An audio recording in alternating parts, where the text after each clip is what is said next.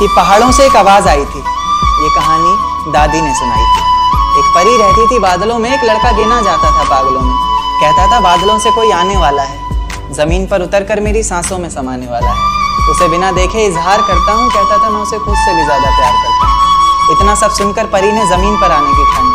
माँ ने रोका, बाबा ने समझाया, पर किसी की एक न मानी। रात का वक्त चारों तरफ अंधेरा था, रोशनी के नाम पर बस चांद का बसेरा। अब चांद से याद आया कि चांद की रोशनी भी तो फीकी पड़ जाएगी जब वो उतरकर मेरी छत पर आएगी। तो कहानी ने नया मोड़ लिया। परी ने प्यार की खातिर ख्वाबों से रिश्ता तोड़ लिया। कहीं मैं सपना तो नहीं देख रहा, ये मेरे सामने कौन खड़ा है? कुछ बोलता क्यों नहीं, इस तरह चुप्पी साधे क्यों मौन खड़ा? फिर उसने कहा कि माँ बाबा घर बार सब छोड़ दिया मैंने, बहुत ख्वाब सजाए थे, काफी ऊंचा उड़ना था, सब तोड़ दिया मैंने।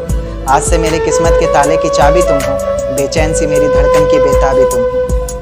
मेरा सुख दुख हंसना रोना सब तुम पर निर्भर करता है, चेहरे की खिलखिलाहट हो या पल के भिगोना सब तुम पर निर्भर करता है। उसके बाद दुनिया बदली, वक्त बदला, बदला ये संसार सारा।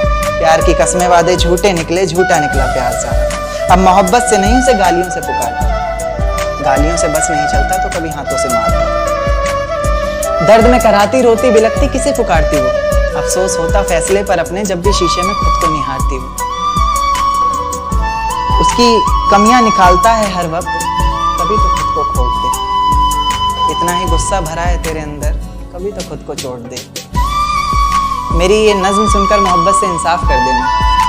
गलतियां इंसान से ही होती हैं तो तुम मुस्कुरा कर माफ कर देना।